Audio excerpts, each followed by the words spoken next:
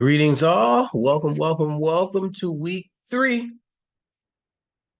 So this is our week 3 announcement. Just want to give you a quick overview of some things you're going to be looking at, working on, and learning this week. So this week we're going to be talking about basic principles of group facilitation and initial group formation.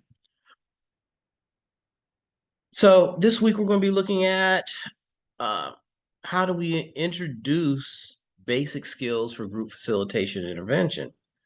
Throughout this particular week and this learning this week, we will gain a greater understanding and knowledge and skill set of what leadership skills you will develop and use as a group member, and focus on cultivating executive basic interventions within the group setting. Again, this is a little bit different than the individual counseling settings that we've worked in, because we're facilitating, leading 3 or more individuals at the same time. So we have to constantly assess and evaluate where everyone is at in the process, okay?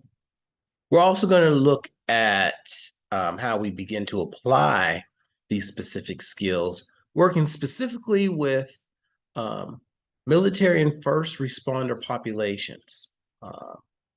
So it's important for us to recognize the population we're working with and how group can be effectively used with these particular populations. Why is this important? Because we know innately, both of these professions operate and thrive within a group environment, right?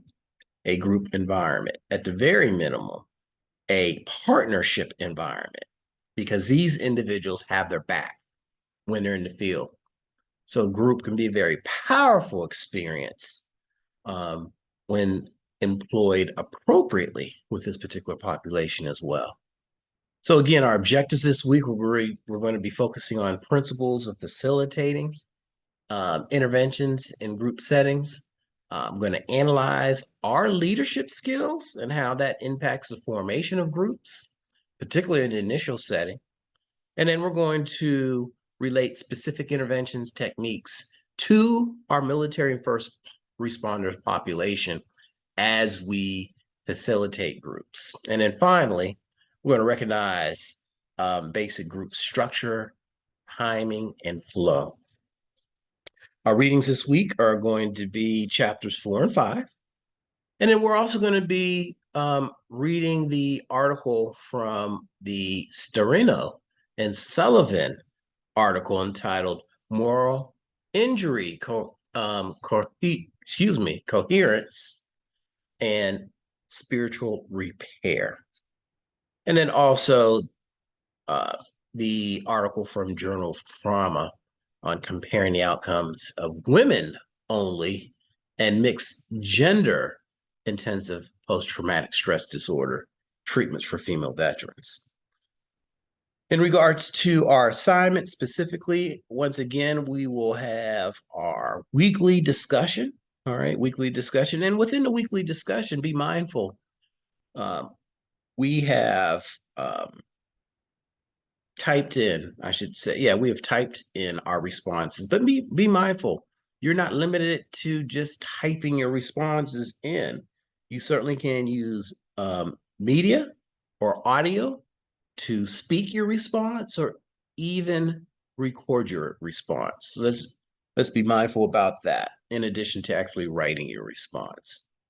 Know that your critical thinking assignment is due this week on Sunday, as well as your portfolio milestone.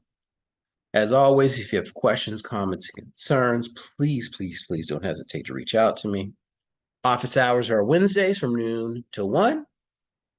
Join me during that time if you need to speak by giving me a call or logging into my virtual hours. For quicker responses, simply email me and I'll get back to you within 48 hours. Take care.